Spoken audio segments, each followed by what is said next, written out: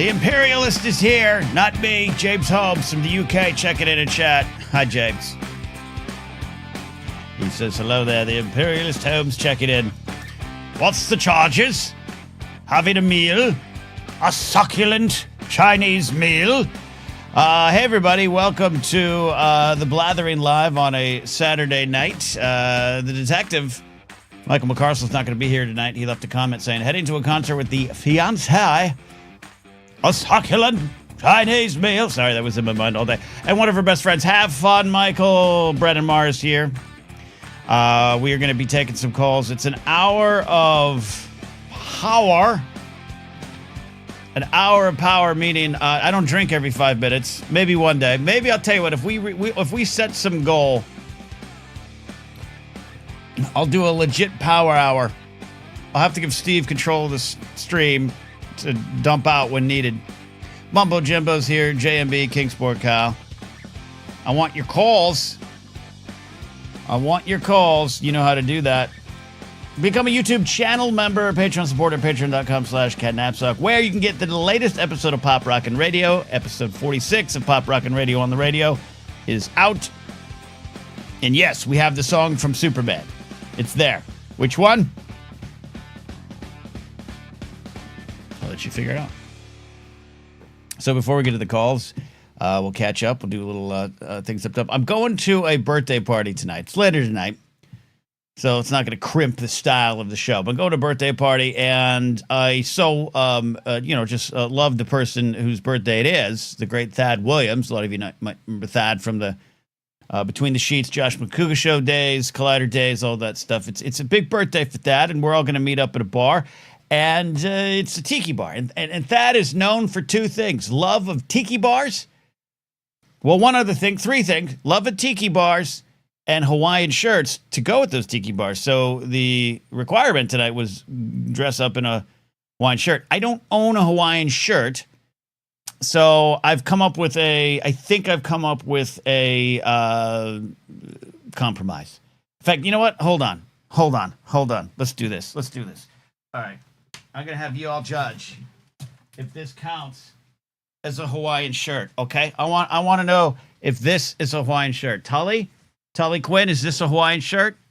All right. Does this count? Does this count as a Hawaiian shirt? For the audio listeners, I'm holding up a succulent Chinese. No, I'm holding up a Ewok cartoon Star Wars shirt. Will McLean says no.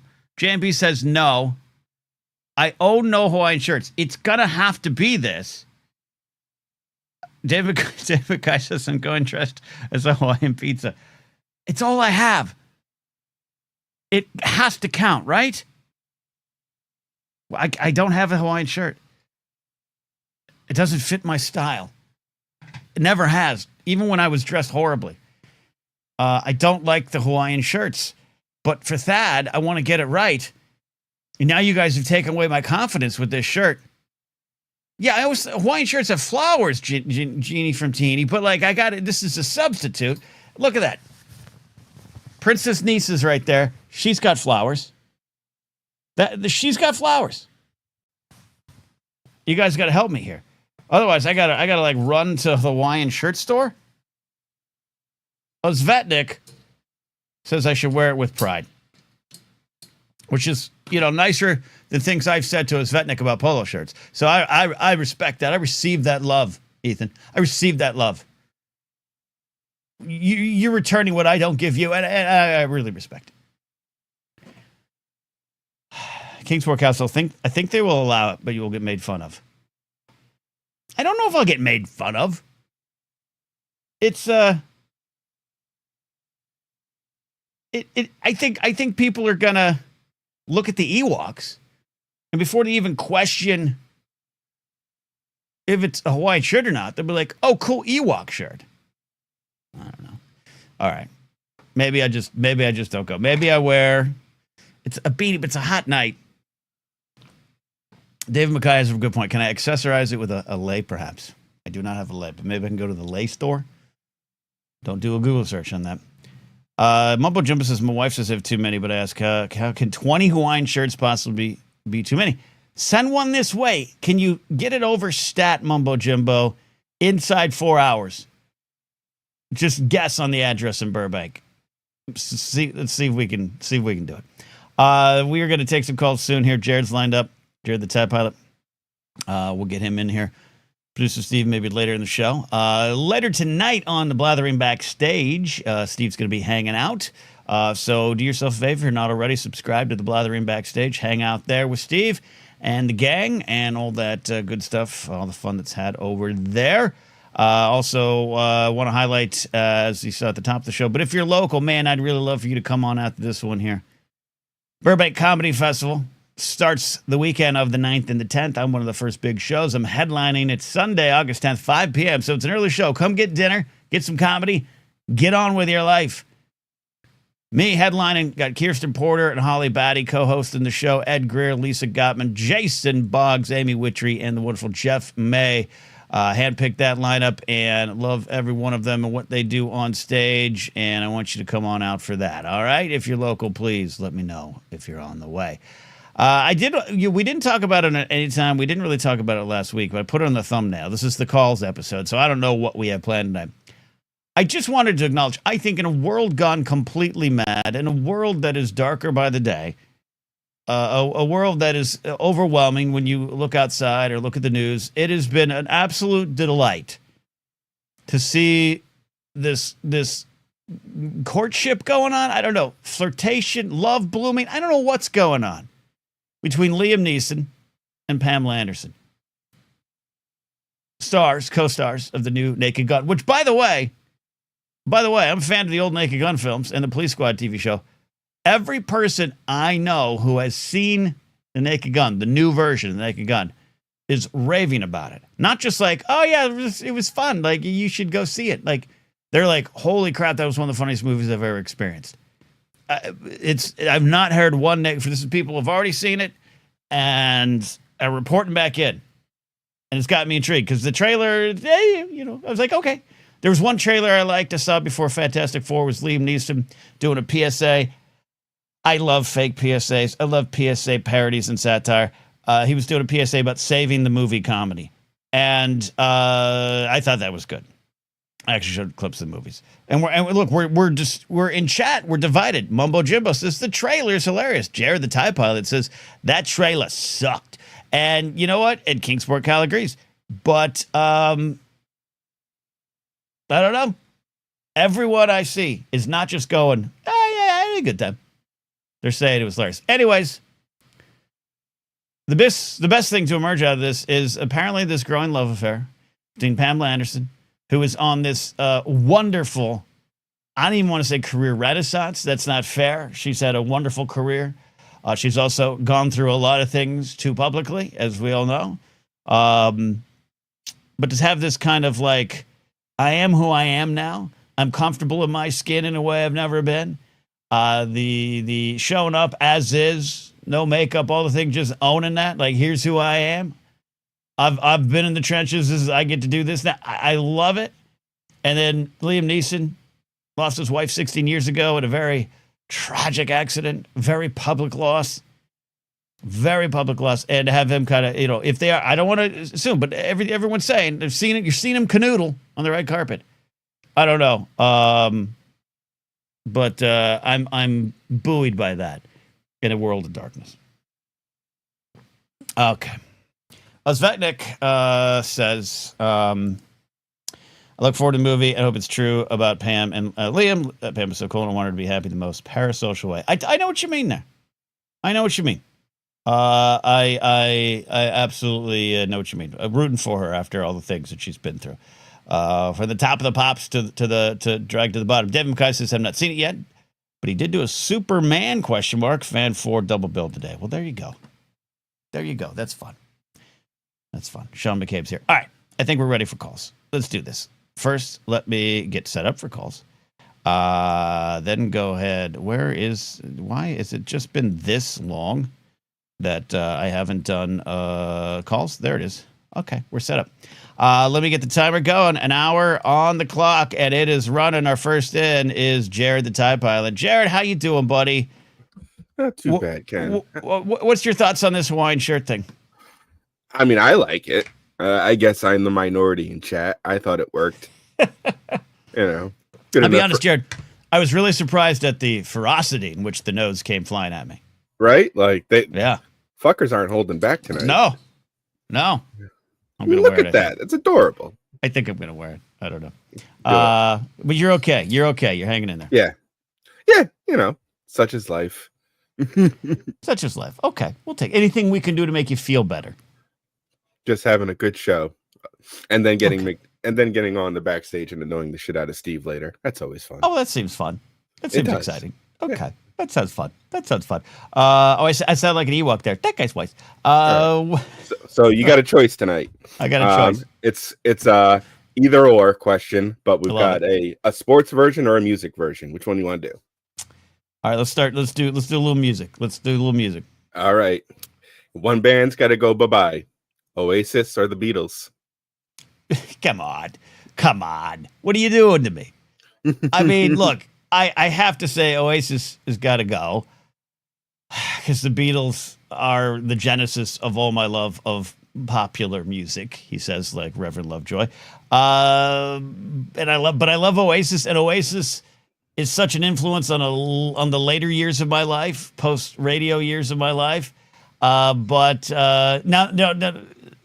question back to you, Jared, is part of this like as of this moment in time, or Eternal Sunshine of the Spotless Mind way, like erased from my existence altogether? Oh, it's gone.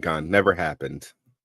Never have. So I have no memory. So it's not like I can go, oh, I remember the time that we were all supersonic. Give me gin and tonic. It's gone. Yep, it's all gone. They didn't make music. Okay. The Gallagher brothers beat the shit out of themselves before music. Where they got in a fight and lost on the streets of Manchester. Okay, so retroactive, like JB says. All right, I'll still take the Beatles. I love Oasis. They're everything to me. I'm bummed they're at the Rose Bowl next month, and I'm not going. I've seen all the people who have gone. I've seen Emilia Clarke at the Oasis concert, and that did things to me. But I'm gonna have to go keep the Beatles. Fair enough. I thought you'd do that one, but I like the torture in your face. Okay, well then what's the sports one? I got no other calls lined up. We got 57 minutes on the call clock. If you're out there, I don't want to beg. Call in. It's an hour power of calls. All right, what's the sports thing? He doesn't bite hard, people. It's okay. Okay. So this one's slightly different. It concerns your teams, the Dolphins and the Yanks. But here's the kicker. One isn't going away, but you can never, ever watch a live game or reruns of the full game ever. All you ever get is box score for that team for the rest of it. You know what? I'm going to tell you, Jared. This is easy. The Yankees are going. I'm only box scoring the Yankees, and I'm watching the Dolphins because I got to. This is sad to say, Jared. You thought this was a fun little silly sports question. This is getting into how I lost a part of my existence. I don't watch baseball anymore, even though I follow it daily. I only follow it on the app, the MLB app, and I only follow it in the box scores. I haven't seen a Yankee game in 4 years. Maybe. Interesting. I mean, I can see that the box scores for baseball are much more. They're fun. Yeah. Box scores are fun. That was one of my favorite things when I first got into baseball when I was like 7th grade.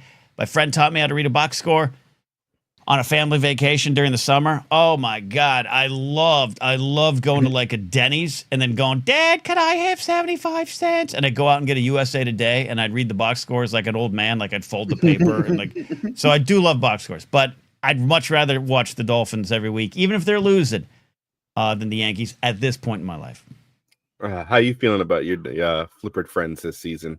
My flippered friends, it's confusing. I still think we have a really good team.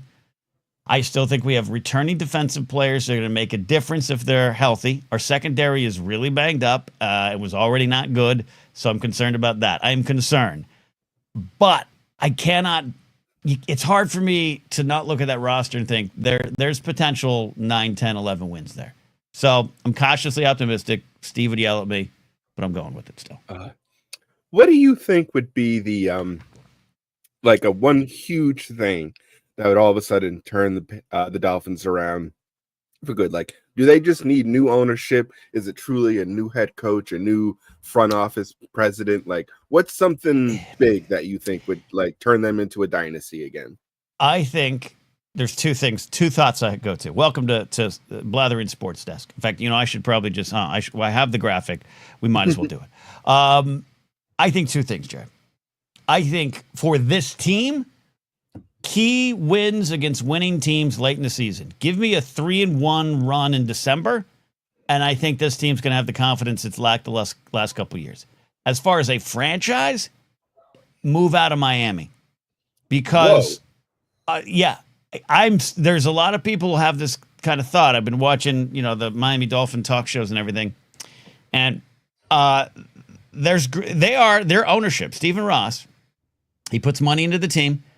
Puts money into the facility. They are every year rated like the top team to play for, like in terms of just going to the stadium, the clubhouse, the food, the training facilities.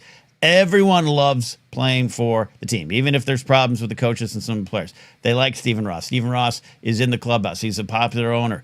The problem a lot of people are like saying is, when you go to Miami, you're kind of going for the city, not the team.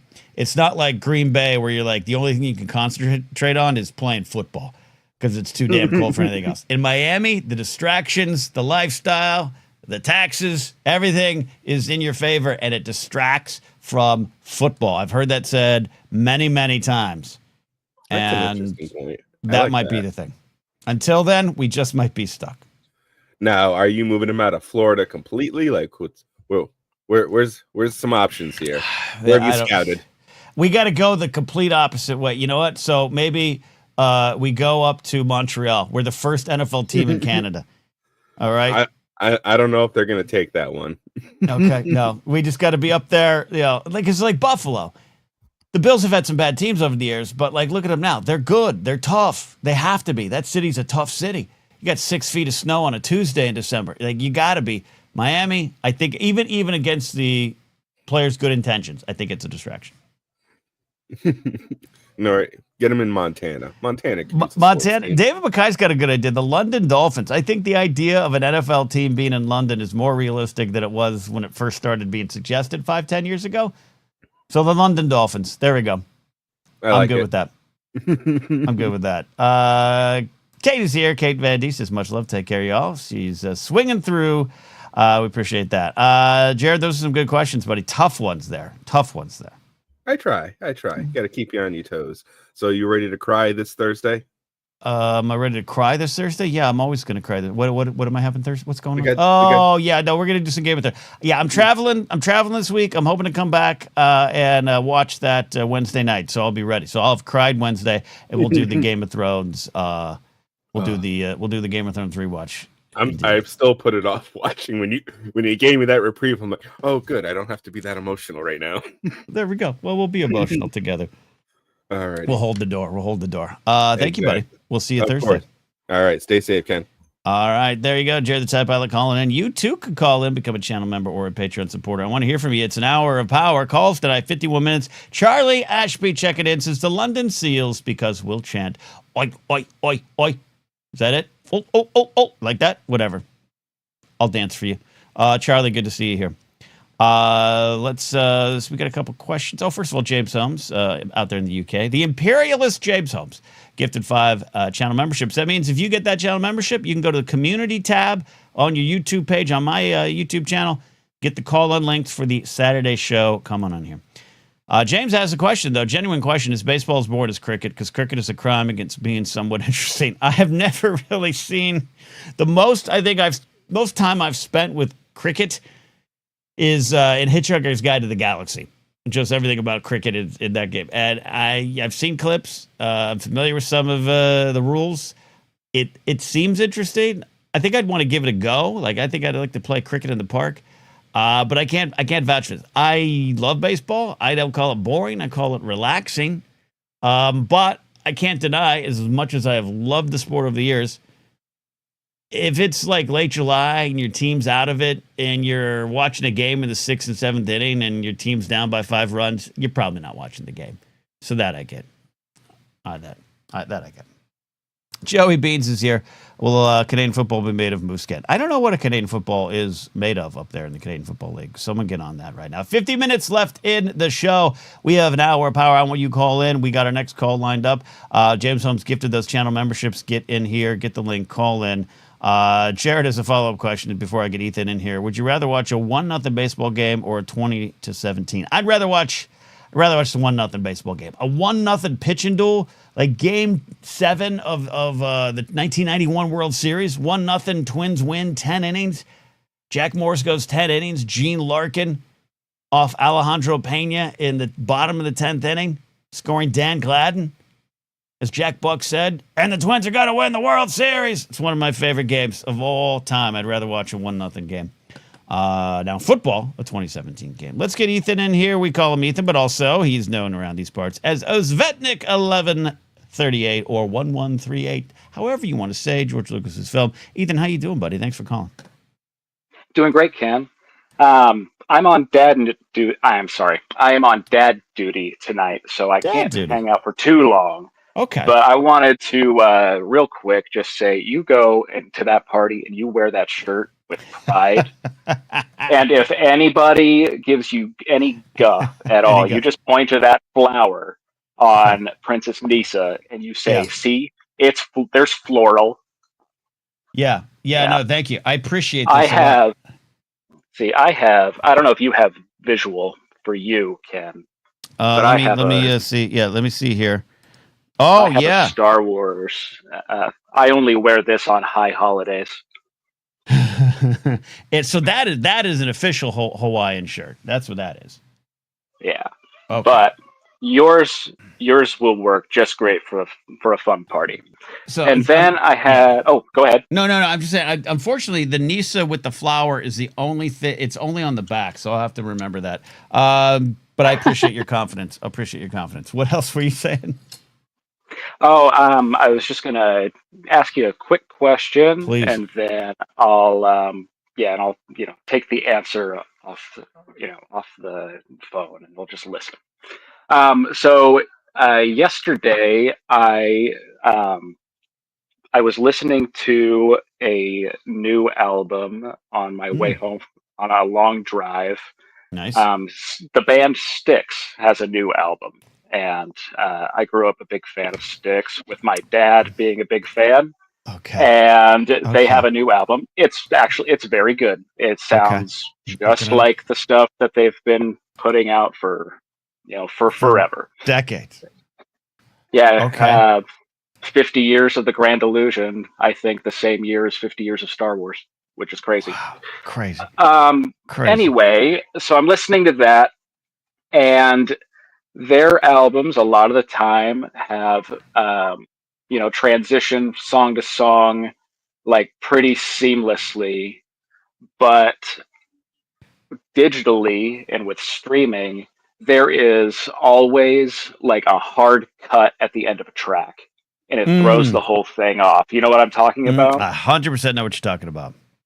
Okay, so that is one way in which I think we're missing something when we are not listening to things on physical media. Do you have any other ways or any other thoughts on digital versus physical media when it comes to music listening and enjoy? Thank you, Ethan. This is, first of all, everyone's a little shocked that Styx is still around. They're still around. This album's I wish I could play it here and not get dinged. Circling from Above is the name of the new Styx album. I would not call myself a Styx fan, but it doesn't mean I'm not a fan of some of their songs. I'm just not familiar with them. When I came of age musically in the mid-'90s, when I started my rock radio career, bands like Styx and even Journey, some of those big stadium rocks from the late 70s, stadium anthem, stadium rocker, arena rock bands for the 70s and the early 80s just were not played on our station. They used to be. Our program director hated them, so they were kind of put in the corner of our radio station, and it pissed off our fan base, my hometown, Rio Grande, Grover Beach, and all that, Pismo Beach, all that stuff. They look like they would absolutely enjoy a good arena rock band, and which is their right. And there's some great songs in that stuff. So I kind of grew up with this like, I hate that stuff. But I also said that about Fleetwood Mac. Then I fell in love with Fleetwood Mac in 1997. So I'm not saying anything bad about Styx. They've been around for a reason, but they're still going strong. So everyone get on that Styx train. But to Ethan's question about physical versus digital, I'm mostly digital media music now. It's just the way I take it in. Your Spotify's, your Apple's, Bandcamp, anything. I take it that way. It is what it is. I don't buy any new physical pieces of music other than an occasional LP. I have Lady Gaga's Harlequin album. I Want to Get Mayhem, but I don't listen to them as much. I've been enjoying doing that again. But Ethan's describing one little thing that I never really thought of until it reared its head in my life in 2023. And that is a lot of bands don't do the hard cuts. I'd say 90% of songs have a hard cut. The song's over. But a lot of them, especially when you're putting together an album, they flow in and out. Badly Drawn Boy, he does that a lot. Oasis, What's the Story, Morning Glory, especially towards the end. From Morning Glory into Champagne Supernova, it doesn't really stop. It just plays into the next song. And that's lost now. In fact, it's also really frustrating with Badly Drawn Boy from his album Have You Fed the Fish Today. He has some of my favorite songs just are different tracks, but they're kind of one song. And they won't play in the correct order often when I'm listening on Apple or anything like that. So that's frustrating. But this really reared its head 2023 when we in the Moonagers were putting together our little EP to release, and we had a song towards the end called Last Step First, and it was born out of some of the music in a track right before it. And we kind of realized late in the game, like every time we were putting it together, the two songs are kind of supposed to go together. They just flow right into each other. That is the track called Moonagers March, which is 1:54, and the Last Step First is 3 minutes 48 seconds. But it's really kind of one song. But unfortunately, we had to make you can't tell the computers to do anything else. So I have not much more to say on that other than I didn't realize that was something we all lost. So all that to say, like an old man screaming at clouds, every once in a while you should just put on a CD, put on a record, hell, put in a cassette tape and listen to an album as it was intended. All right. James says here, just check the call link. It was talking about putting a camera on my face. Not quite there yet, but trying to build confidence calling these brave folks. Yeah, you don't need it. No cameras. No cameras are needed. You can turn your camera off, and we'll just pick up your audio. David Mackay says, are you telling us to pick up Styx? That counts as wordplay, but we're going to allow it. Ethan says, follow up, what are my favorite 1-2 punch songs? Feeling That Way, Anytime I Journey is my fave. Ooh, that's a good question. I'll have to think about that one. That is a great question. But in terms of just connected songs, there is. Let me actually make sure I'm getting it right. I keep mentioning Badly Drawn Boy, which I've been listening to again a lot lately. Badly Drawn Boy, going all the way back a bit. There you go. Have You Fed the Fish? I said Have You Fed the Fish Today, which is the song. I was wrong, and you were right. Track 6 and 7 are my favorite two, because it's one song. There are two sides of each emotion felt in that song. That was good. There you go. Space Monkey points out a good fact. You need a music player that plays folders, not artists or songs, in order to play them as intended. Black player or pie player, that's Android. Yeah, and there's some stuff like that. There's our buddy Ken Plume still uses Winamp there. So there we go. Cal was ready to call in. We have 41 minutes to call in. Cal, get back in here. Tully Quinn says, what legacy band artist do you think it's time to wrap it up? Retire, play down, go home. Man, for me, it's hard to maybe admit this, but I am a big fan of The Who. I think any band should still be allowed to kind of continue. Like, if you can get up on stage, you want to play and sell tickets, go for it. It's just Daltrey and Townsend at this point. Definitely not Zach Starkey. But every time I see a clip, that's one of my favorite bands of all time. And I just, it's not there. Joey Beans is right. Oh, and there was a comment from Mrs. Beans earlier I'm going to go back to. King's Workhouse has got to check my connection. It's raining. Is it snowing in space? AC/DC, so Joey Beans. I'm not a big AC/DC fan. But when I see the clips, I don't know if it sounds horrible, but it's just, it's weird seeing Angus walking around being Angus in a way that's not weird for other things. Osvetnik says the Who as well. The Stones. I saw this. I don't know now, but I saw the Stones in 2022 at SoFi, and that band there could have 5 more years easily for me. It was an amazing show to watch. Everything about it was wonderful. So, I haven't seen the last couple of years. Sadly, I will say this. As a giant Beatles fan, I think we have reached the point, and it's sad because I never got to see him perform, but Paul McCartney's voice is not what it once was. That's just the way it is. He's in his 80s. I get it. But it's tough. It's just kind of tough. The Saturday Night Live 50th performance, Golden Slumber, is one of my favorite tunes. It was kind of tough to sit and watch that there. But like I said, I don't like time limits on artists. I really don't. Keep going. Do your thing. Whether it's a mid-state fair or a Saturday Night Live 50th performance. Keep going. Keep going. There's no time limit on art.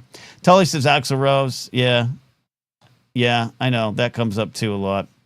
898 for MS. Does anyone have cassette players? I still do on my 6-in-1 record player.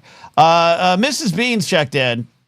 Good to hear from Mrs. Beans, Joey, and Lisa Marie. Long time, early Schmoes fans. Keeping an eye and ear on your Blathering. That shirt is dope. There you go. It's settled. Mrs. Beans said it's good to go. I feel like one of those TikTokers that's like selling something. You all see that clip that went around? The girl on the Chinese version of TikTok who's like selling things and like made like $1.8 million. She just like holds the shirts up for like 2 seconds. Why are any of us trying hard? Let's just do that stuff. Good on her. Eli's here. Eli, check it in. So I saw Paul in 2019. His voice wasn't great, but the fact that he played like 5 instruments over a span of 2.5 for concert was saying the press. Yeah, that's the thing. It's like he still has it in so many other ways, and he can still I think he can sing most of his songs. It's just some of the ones you hit. I don't know about that. Osvetnik says Ann Wilson's one of the greatest female rock voices of all time, but I think to pack it. Yeah, I've seen some clips lately too. Walter White's Free Moves is here. How do you call in? Become a channel member. Become a Patreon supporter. You get the call link in too. We have 37 minutes left in the show tonight. Jared saying the Newport Jazz Fest is this week. That just makes me think of Arrested Development. I don't know why. So Space Monkey says, personally, I think old people like Ozzy should have retired long ago. So same with the Metallica. I'm old enough to know they don't sound the same. Yeah, I think so too. I just as an artist myself, if you can still get up on stage, you still have the heart to do it, give it a go. Whether or not you lose your fans, lose your audience, that's a different question. Maybe you're like Billy Joel, who just wants to, well, he's still going good. Billy Joel dog was interesting to see him. I knew he stepped away from writing pop songs and went to the classical music side and just kind of felt I said everything I wanted to say. I thought that was a pretty impressive thing to have him do back then. I didn't fully understand it, but now I even understand it more. But then he comes back for one of those charity performances and it's like, oh, crap, I still got it in terms of singing. I'm going to keep going. I think that's a good thing too. But yeah, maybe if you look yourself in the mirror, it's like pro wrestlers. It's so hard to walk away from wrestling. And I've been around a lot of folks who should have. I've been around a lot of folks in my time in wrestling who paid the price for staying too long. But it is that drive. It is that and sometimes with wrestlers, it's the need to kind of make money and the need to kind of keep going. That puts them there. So yeah, we'll see. Space Monkey says one thing to sing Uptown Girl, another to do number of the Beast as a geezer. Yeah, I totally see that side of it there. Joey Beans asks, am I a fan of cover bands? Yeah, sure. Yeah, I am. I saw, I forget the name of them, but at the Burbank Starlight Bowl, which is an underrated LA venue, by the way, I saw a Beatles cover band about 6-7 years ago. And it was a great time. It was an absolute great time. You get swept away. You're far enough away that if you squint your eyes, you can kind of fall for the illusion that you're watching the Fab Four, and I'll go with that. And as far as like a good wedding cover band or anything like that, there's the Spasmatics, I think they're called. They play a lot of LA based weddings. I've been to a few with them. They're absolutely great. I can get behind it. I wouldn't necessarily buy the music from them or follow them around as much. It's an event kind of thing for me, but I don't mind it. It's like karaoke. Karaoke, I think. James Holmes has a question. Oldest stand-up Billy Collin in the UK, I guess. No, there's some people. I don't know how old Billy Connolly is right now. I know he's old, but there are some people in LA going strong. There's also like I don't know how they build them, but like there's like old people comedy shows that are themed that you got people going into their late 70s, early 80s. I know people started comedy in their 70s. So there's a lot of that. I mean, and also age in comedies, it's all relative. I mean, Mark Maron just dropped his special on Friday night. I suggest you all check it out. Absolutely love the special called Panicked. And he's 61 now. He does not look, I mean, looks like an older man, but he does not look like what I thought 61 was growing up. So I think you can do it. All right. We got a question from Rance. What artists do you think have aged like fine wine? So Alanis Morissette's Glastonbury set, and she sounds better than ever to me. Yeah, she had a great set. I love watching her perform. That's a great question. I don't know. I mean, I'm a big fan of Liz Phair and her concert I saw in 2023, paying homage to her 1993 album Ex on Guyville, was just absolutely amazing. I think it was the best Liz sounded, and I've seen Liz many times over the years, and she was always a singer-songwriter first before a singer, but her voice was spectacular over at the Wilter. We saw it there. So I don't know. You guys tell me. I have to run down the list of all my artists. See, when I get a music question, even though I am a rock radio DJ currently right now, even though I am on the air in Pennsylvania on Hall of Fame Music Radio every Saturday, I there's so many choices I get overwhelmed, and I think I need to go figure it out with a list. There we go. What's this? To quote Anthony Reale from Around the Horn, self-promotion is the mating call, the mute button. Jared's allowed to go. Concept of a plan could go forever. All right, let's take a call from Brennan, and then we got Cal, whose connection looks wonderful. Brennan Moore checking in, though. Brennan, how you doing, buddy? Good to have you here. I'm doing good. How are you, Ken? I'm good now that I have the vote of confidence to wear this shirt tonight. Well, I had a thought. I wanted to share it with you because I thought you'd find it amusing. So I'm a fan of, like, urban legends. Love them. You know, like, well, as long as they're not those ridiculous political urban legends. Sure, yeah. No, you can get Pizzagate and whatnot. Yeah. But I know what you mean. No, A good ghost story in a town. I enjoy those things. Yeah.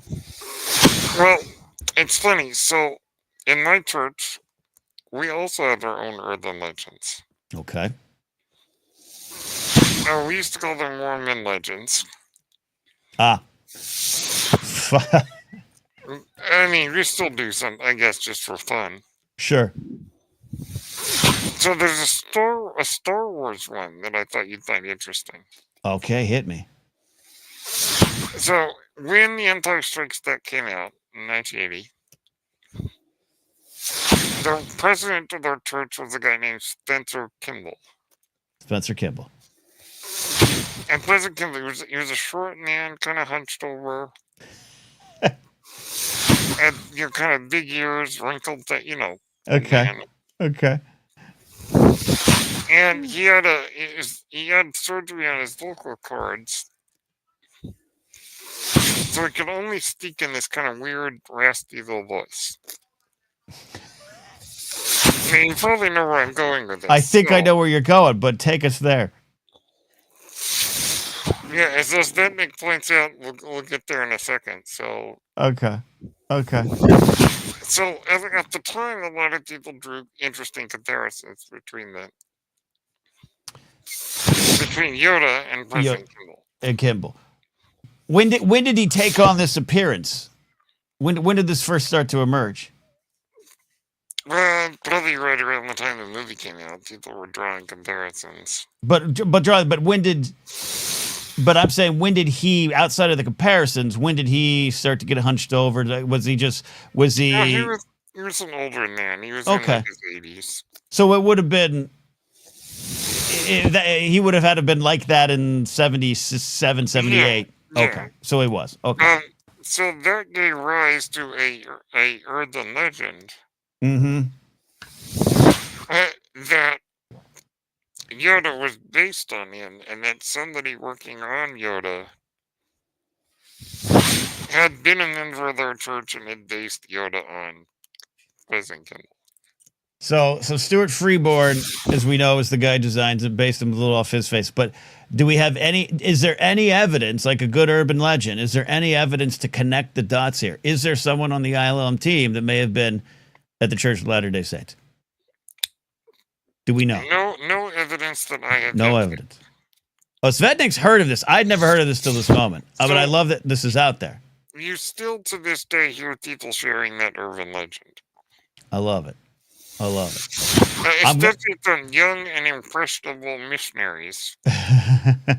Who then take that out to the world. Yeah, who've heard it somewhere and then repeat it out there. I love this. This is going to be, I really appreciate this, Brennan. I did not know this, and I'm going to do a rabbit hole dive on this tonight when I go to bed. I'm now officially fascinated with this. I want to see if we can sync it up. Yeah, and I've heard all kinds of interesting urban legends regarding Star Wars and the church, such as, well, one of the things that people notice of any religion is Star Wars connects to all beliefs. Star Wars is, yes, it's very multi-connected, we'll say. Yes, multi-influences. That's that makes saying that the Mormon Tabernacle Choir did Duel of Fates, yeah. So to be fair, they have done a Duel of the Fates cover, but just not the one that's in the movie. Yeah. But so another legend is kind of the old George Lucas must have known somebody who was a member of our church, and that's why the Force and all that stuff is so connected, and Yeah. I can see that. I think you don't have to go very far in church culture to find these Star Wars related urban legends. In terms of the connections and everything, yeah, which are just most of them. There's no evidence of that. Yeah, no, absolutely not. But it's the Star Wars was not viewed positively in my church growing up. So it was Eastern philosophy. Yeah, the East, the which is highly coded language, as we all know now. But I persevered. I was. Yeah, I think our church embraces the comparisons. Well, especially if you think Yoda is your former president. I think you got to own that legend. You got to claim that. Yeah, I mean, they all look like Yoda eventually, so yeah. We're all getting there. Yeah, but George did. I mean, we know he researched religion. Absolutely, man. Very Absolutely. heavily. I wouldn't be surprised if he knew people who were in my church, but. Oh yeah, I think George has pulled it all together, as we know, multi-influenced. Highly doubt that he went, I'm going to base it on what those guys believe. Yeah, no, absolutely not. Absolutely not. George loved studying cultures, and it all is a big basket for him to draw from. But I thought fascinating. That'd be a fun little thing to share. I love it, Brendan. I'm going to look it up tonight. I'll have a follow-up report. Yes. All right. Well, thank you, Ken. Thank you, Brendan Mystical Mar, with some great information. Svetnik knows that. I didn't know that. I want to know that. James Holmes checks in, says, urban legends are so cool, man. The Banshee goes from Ireland to Malaysia. I've recently found. Ooh. Yeah, I love studying them. I love studying where they come from. And there's a lot of problematic areas in those origins of these things. As you all know, you've heard me talk about that many, many times. But I do love hearing them. My hometown, Arroyo Grande, has like two good city ghost stories. We have our own version of the white lady. A lot of people have the white lady, the ghost who shows up in your car at a certain time. If you drive down this hill at midnight, she's in her car asking where are my kids? Because, she died in a wagon train accident and her kids died or something like that. So I love that kind of stuff. I love hearing that. I don't do it as much, but I used to love going to websites that track all that stuff. When I was in Tennessee, Cal, Kingsport, and Johnson City area, there's a few, and there was one good one in Johnson City about a former, hospital kind of facility, because there are always hospitals or jails or anything like that. So there we go. Let's keep going here. We have 24 minutes left in the show. 898 Forum says, my favorite LA-based urban legend is parking in Koreatown. Hey, all right. Good joke. Good joke, Brady. In fact, Brady, you should do some time on my show. Maybe we'll just do that. We'll bring on a show. Oh, man, my screen kind of froze. What happened here? What happened? Sorry, everybody. Can't figure out what's going on. Interesting. I have lost access to my back end here. Okay, good to know. All right, let's bring a call in while I figure that out. I was going to bring up a flyer from a show, but apparently we're not going to do that. Kingsport, Cal. Speaking of Johnson City, Tennessee, how you doing, buddy? What's up, Ken? You sound great. Your connection's wonderful, my friend. Well, I just ran to the window. Like I said, it's raining here. Ambulance and a fire truck just went down the road. That's not good. On. That's not good. No, it's not. What? No, what? You called me. What's the question? you took a breath like you was about to say something. I'm a fat man. I need to breathe deep. Like, what do you want? What do you want from me?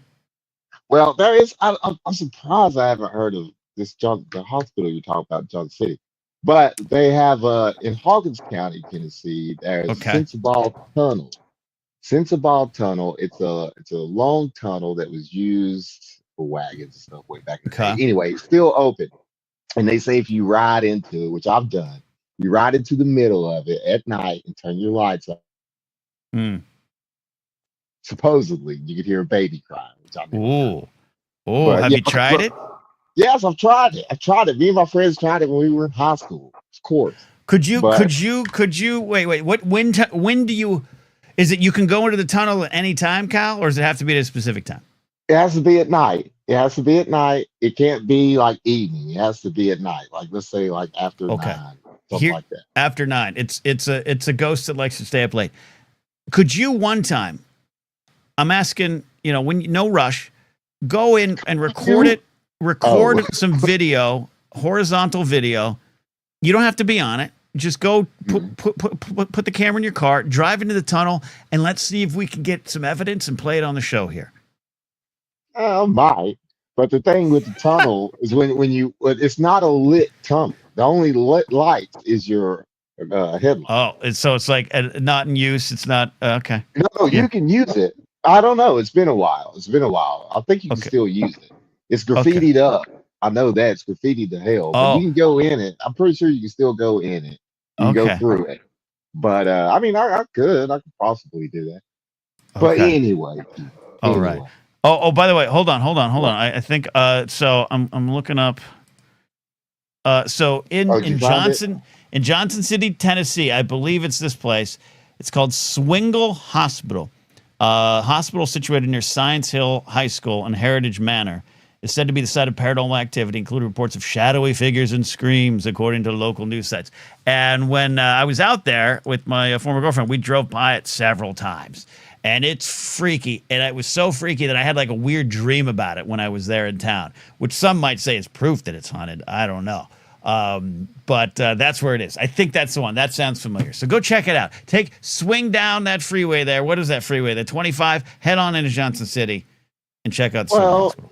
Well, like I said, my girlfriend at the time when I lived in Johnson City, she never mentioned it, but we did live close to, we lived downtown, but we lived close to Science Hill. So I'm sure I've seen the place, but I've never really heard about that legend. Anyway, I want to tell you that I did enjoy you and Alden's conversation about movie talks uh, evolution, I guess, if Okay. you will. Hit me. That's pretty interesting. No, I was just saying, I was just wanting to let you know that I enjoyed it. I thought it was crazy because I never really thought about it before, where it went from the panels. Well, actually, kinda, it went from the couch to the panels to the couch to the boxes. You see what I'm saying? I do see what you're Yeah. saying. Yeah. I do Anyway, see. What is the version that you prefer the most of these movie talk kind of panel shows? well, it really doesn't matter. I like them all, but I guess now I did like the panels a lot, but the panels do like Alden was talking about, however you say his name. His name's The Alden. the yeah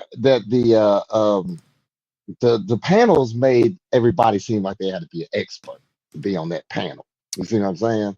Oh, And interesting. Yeah. and it made it seem like it was like like, okay, these are movie experts. It made it seem that way. Hmm. And now with the boxes, I think my favorite is the boxes because anybody anywhere, you don't have to be on the panel, Yeah. on the sit down panel.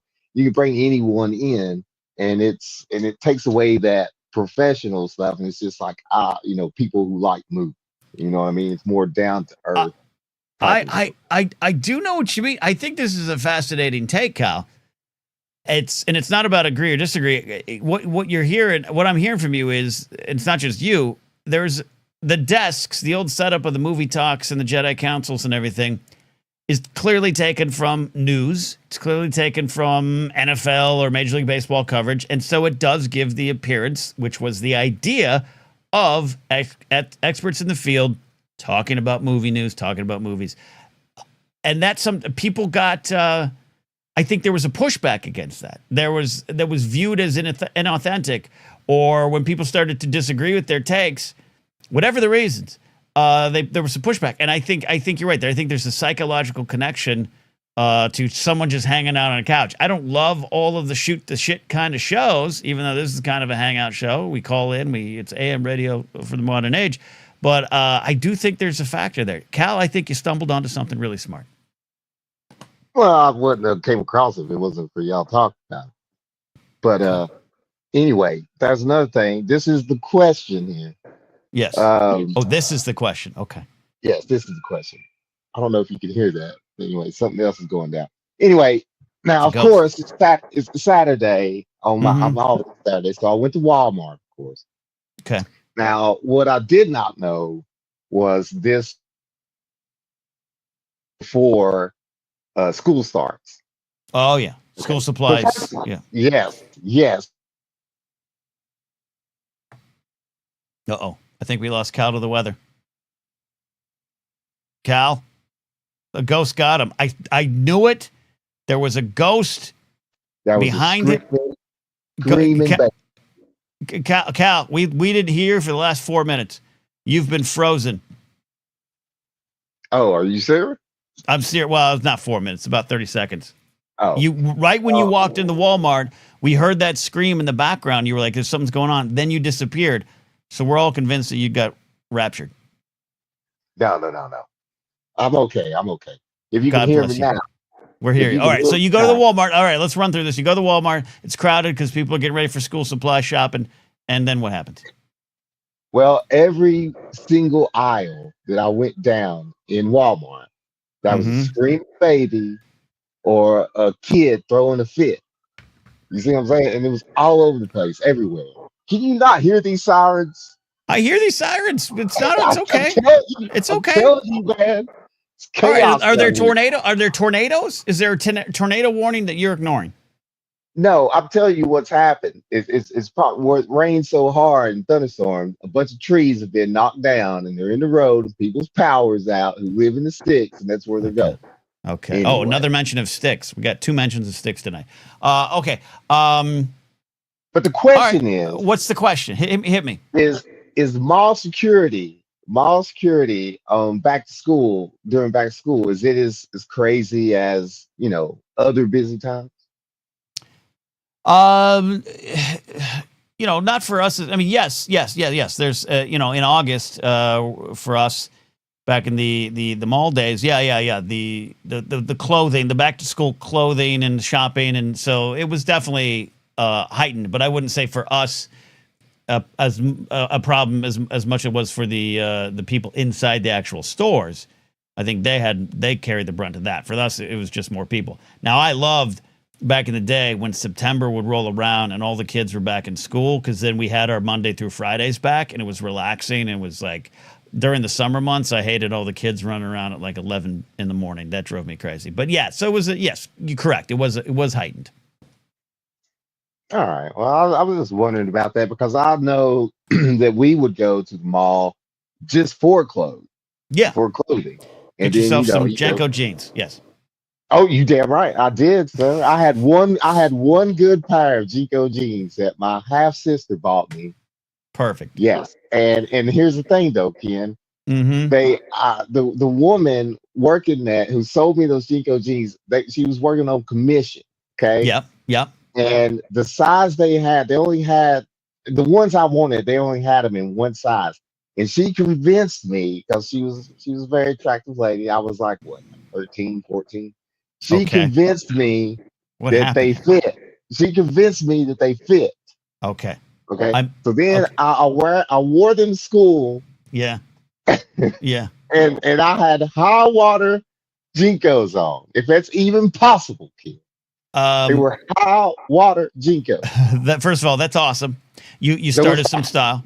My concern is you were 13 or 14. How old was the associate trying to seduce you into jeans? No, she was like probably early 20s.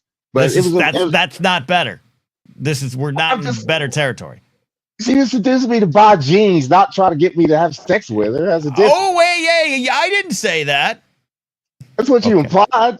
I know. That's what anyway, but they were expensive, and my half sister bought it anyway. Yeah.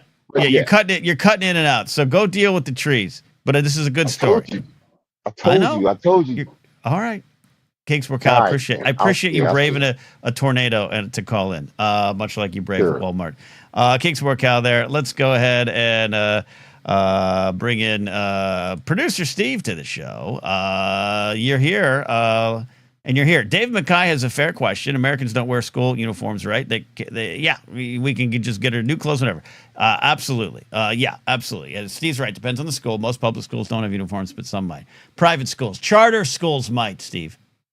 I went to a public school that had a uniform. Middle school, really? 7th grade. I did, yeah. Wow. We had to wear khaki pants. Boys had to wear khaki pants and one of two polo shirts every day. Either a green one or a blue one. That was like a school polo. And then the girls had to wear either like khaki pants and a polo, or they could wear like a skirt thing with like a dress looking thing, something that was more feminine, that wasn't a polo and pants, whatever. Okay. And then we got to wear jeans one Friday a month. And then during the football season on Fridays, you could wear a football jersey. That was it. Of the school, right? No, you could wear like an NFL football jersey. If you okay. So on Fridays. There you go. Jacksonville Jaguars. Do you feel now? A lot of times, what do we feel collectively as a group? What do we feel the reasons for school uniforms are? Good or bad? Is it to make everyone you're on an even playing field? It's what's the reason behind it? So in my case, in the middle school I went to, we were told that we had uniforms because it was to prevent clothing affiliated violence. It was not a great. Producer Steve did not go to a great town and didn't live in a great town when he went to middle school. And so that's why we had it. So you weren't allowed to wear certain colors and stuff like that. And so we had to, so we did the polos and everything. And so that's why we were told it was to prevent, violence and to prevent like kids getting picked on and stuff like that. Okay. So every school administrator thought the Bloods and the Crips were running around their campus. And then okay. And that the girls shouldn't dress provocative because then those poor boys would have no other choice but then to assault them. Yeah. Okay. Right. All right. I never had a uniform. Unless you count my town and country shirts I wore every day in 6th grade, which were my own uniform. That's fair. I want to highlight, we got some ghost stories from producer Steve, but Dylan Barry of the Dylan Barry Network popped in late and was kind of saying, hey, what did I miss? And then this is what we were talking about earlier. Dylan Barry says The Naked Gun was amazing, by the way. Must-see summer movie. Every person, Steve, that I know now including Dylan, that has seen The Naked Gun, the reboot, has said it's one of the funniest movies I've ever seen. I'm hearing the exact same thing, Ken, and it's just giving me more FOMO on this summer movie season, which has been pretty incredible so far. Yeah. So yeah, I'm excited to see it. But again, like I said, probably won't until at least the kids are in college. So. Yeah, it'll be there for you. I'm just surprised. I like everyone involved. I love the Naked Gun series. The Zucker brothers are a little problematic these days, but I'm encouraged by this. I don't know if I'll go see it in the theater though. Out of solidarity with you, Steve, I might wait for streaming. I appreciate that. Yeah, no, I think for the Naked Gun, I might be able to wait like 2-3 months because it comes out. Things come out on streaming fairly quick now, and I think a comedy, especially, they might take it home quick. So we'll see. You got some ghost stories, but I have the question that I asked at the top of the show. Ken, you've said this twice now. I don't have any ghost stories. I don't know where you're getting this idea. Wait. I know nothing about ghost stories. I'm going to. What production note did I send you that's ghost stories? Jared the Thai pilot has ghost stories. Yeah. All right, we'll bring Jared back on. I could be a good little producer, Ken, and just like roll with it, be like, just make up a ghost story on the fly if you really need me to. But okay, I'm sorry. Wait, we'll get Jared back in a second. Next time. But I have the question for you, Steve. I got to go to this birthday party. Did you catch this at the top of the show? Or I haven't. Busy? No, I'm sorry. I did. Bedtime, you're not expected to watch every second of the goddamn I know. show. I stop yelling at me. I just got here. By just the way, saying, I did bedtime. I got here, and I'm like, okay, we're here. Yeah. I don't catch up at 3 times speed like the Teflon McCarsel does. Okay. I can't. Yeah. That he's makes not my here brain tonight. hurt, He's at a concert. All right, so I got to go to this birthday party. Very special friend. It's at a tiki bar in Burbank. Ooh. And Hawaiian shirts are required. I don't own a Hawaiian shirt. I've never owned a Hawaiian shirt, and I'm not going to go out and get a Hawaiian shirt just for a party.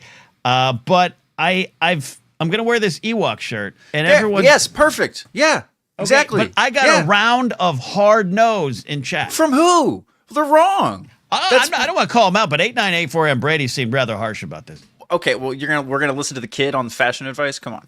This is Ken, I was literally going to say you need to get yourself a Star Wars Hawaiian shirt. Like I'm sure they've got all sorts that have like Yoda or Grogu patterns and all sorts. Yeah. That's definitely a Hawaiian shirt. Like Brady feels called out because I completely made up that he was mad at me, and now he's upset. All right. We have about 8 more minutes left in the call, so let's bring Jared back to the stage here. All right, Jared, you got ghost stories from Boston, and the ghost can't be the Red Sox failures prior to 2004. What's your stories? Hey, that was a long 86 years, brother.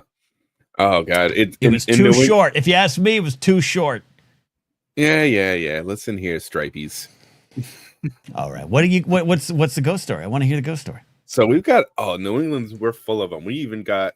I remember growing up as a kid, we had 3 or 4 different books in a series that were just New England ghost stories because we're old as fuck and we've done a lot of stupid shit here. Okay, but yeah. A couple of my favorites are, the Lizzie Borden house in Fall River, and the redheaded hitchhiker of Route 44. Ooh, what's that one? Lizzie Borden makes a lot of sense, and I've seen videos on that. I think Grace wanted to move there to that house. What's the other one? So the other one is the redheaded hitchhiker. So he's most stories will. No, it's like the Red Skull sort of situation. Oh. Yeah, that's the basic description. He's known as a phantom kind of presence. It's on a short stretch of this Route 44 between Seekonk and Rehoboth, Massachusetts. So a few miles stretch. And he has been known to completely just fuck with people left and right.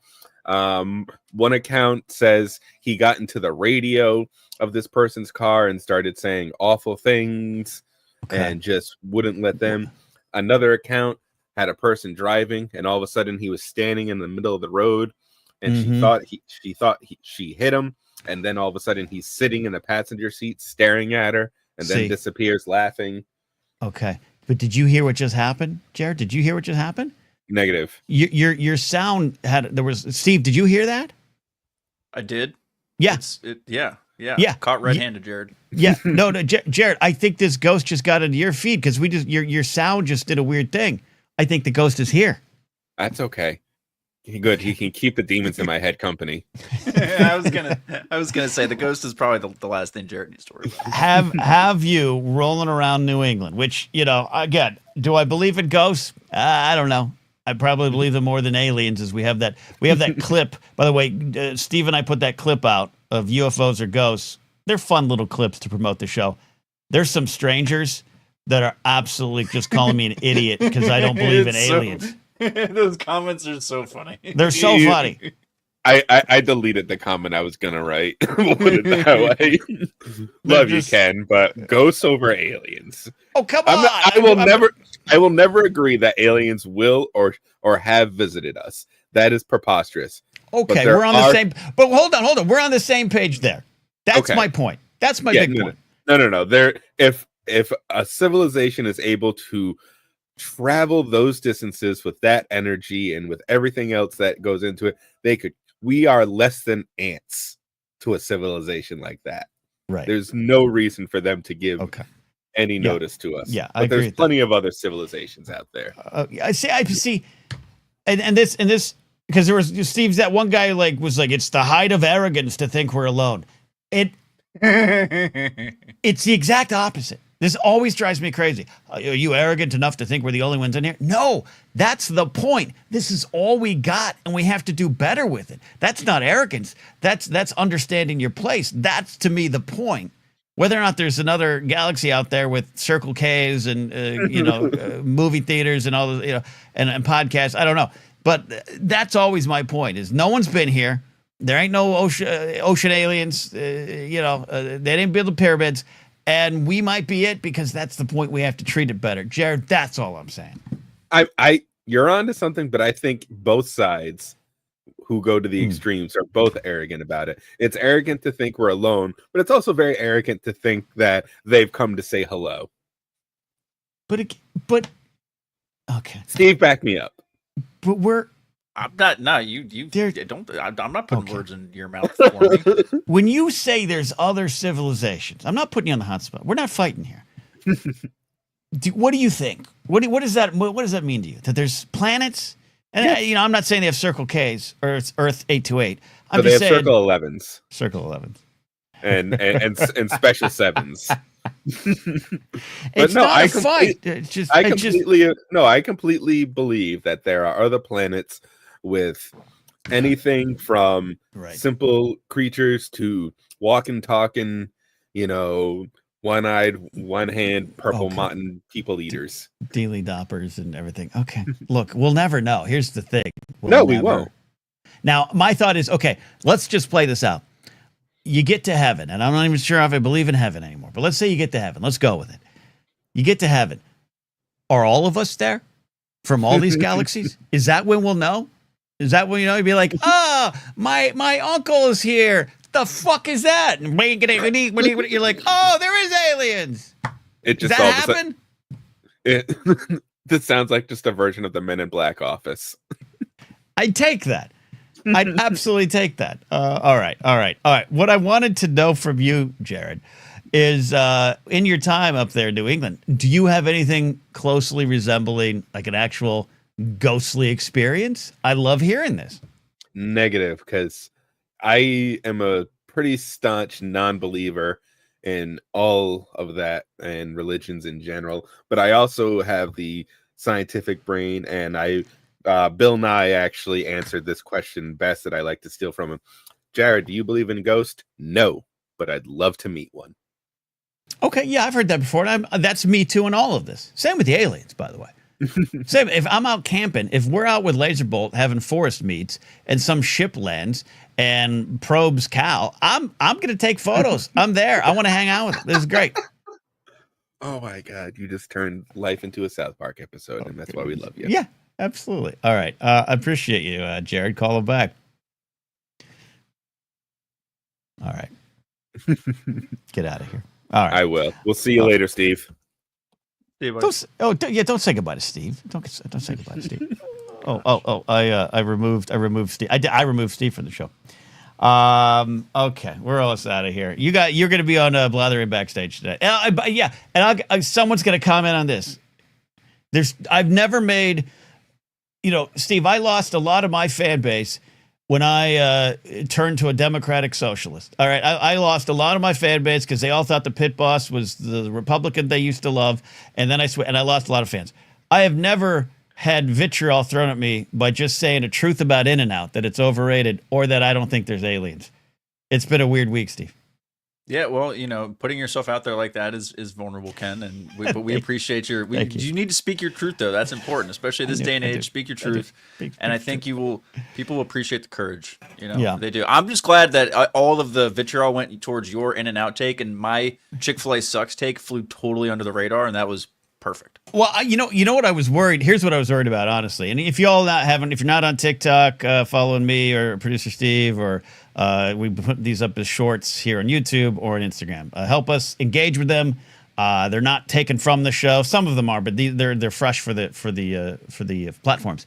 I was worried, Steve, that you had said, "Hey, I'm a lefty. I'm an ally. I'm here. I'm here for all that stuff with Chick-fil-A." But that's not the reason. It's that they're closed on Sunday, and I was worried that someone's going to say, "Well, you should go to hell."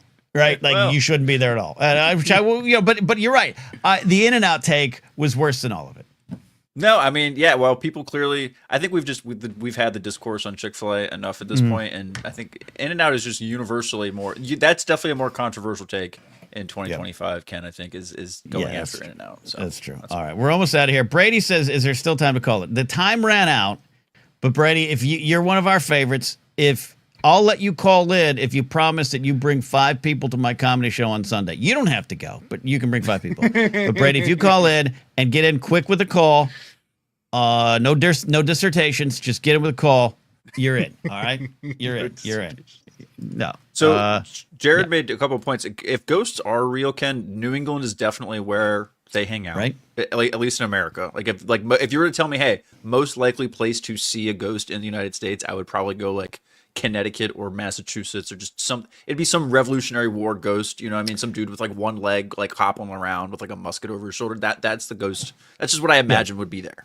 Colonial Williamsburg is another good one. The hometown, one of the hometowns of our buddy Mark Ellis. And I was in Washington D.C. with Mark and his high school buddy, and his high school buddy told us some stories that I have to take him at his value. This is the thing with aliens or ghosts. If you got a story, I'm going to listen to you. I'm not going to just unless you're Jared. This guy, Jackson told this story that I was like, holy crap. It was freaky. And he was scared even telling the story 20 years later. I love stories like that. I don't know what to believe. I don't know if he's pulling my leg or putting on a show, but of all the Colonial Williamsburg might be the place. That's a cool little town, fun little town, Colonial Williamsburg. Yeah. They got a nice outlet mall out there too. And when Mark and I were in DC, we stayed at this hotel that was one of these, built in 1898. James Madison once took a shite here, that kind of thing. And which would be earlier than 1898. Just I was gonna say 1798. But yeah. That's fine. I don't want anyone to joke. I know history, people. But we got both in our separate rooms, 4:30 in the morning. We both heard a really loud knocking sound, and we independently of each other woke up. And I looked out the door. No one was there. And then the next day we woke up and we were getting coffee or something. I was like, there was a weird noise. And he was like, did you hear that thing? And he's like, I popped my head out. No one was there. No one was there. And there was 3 rooms on that floor. It was us and another person, and nothing. They're all rigged like a Disney ride. It's all part of the attraction of. I believe that's absolutely the case. Yeah, absolutely the case. All right. We're going into call overtime. Brady, this has got to be good. I was going to have some dinner before I go to this tiki bar. What is it, Brady? Hi, so I'm going to be quick with this. This was inspired by the comments on your shorts. Yeah. So I saw one of your shorts right after you posted it. Sure. It was the one with the Fantastic Four one, and someone just in general, people in shorts are kind of mean. Yes. And someone said that when did Ted Cruz start reviewing movies? Yeah. And I just wanted to say, Ken, you are a lot better looking than Ted Cruz. Besides all the personality things, you have a great beard. Ted Cruz can't fully grow his beard. I have hair right here, but no below. Well, okay. First of all, Brady, number one, I appreciate you. I deleted, by the way, that person's banned from the page. They're gone. I deleted the person, not just the comment. I nuked them from the site. That's not the first time I've heard that. I guess we have similar features. Our nose, I have a little broken nose. We got little chubby cheeks. When I shave, when I have a clean shaven face, I've heard it. In fact, on an old Jedi Alliance video, it's the first time someone left that comment. And I was like, back then I was like, who's Ted Cruz?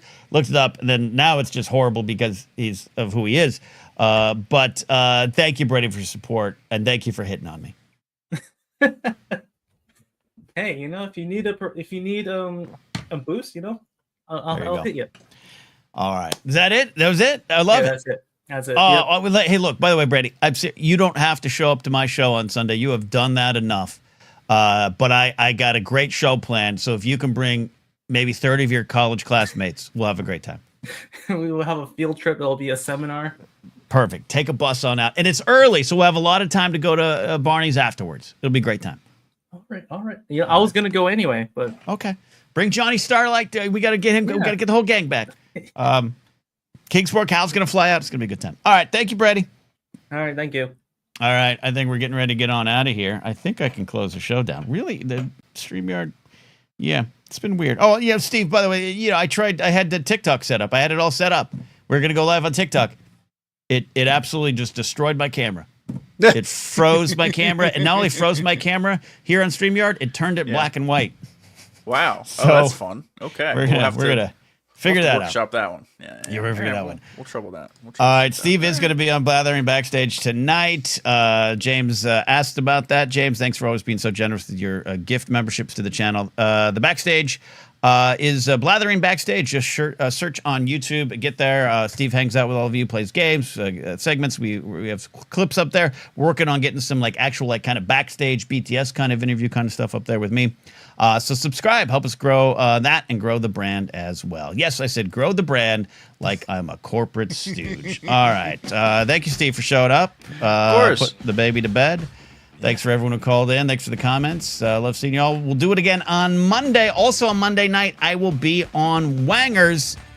So get ready for a night of my face. A good-looking face that is nothing like Ted Cruz, according to Brady. Bye.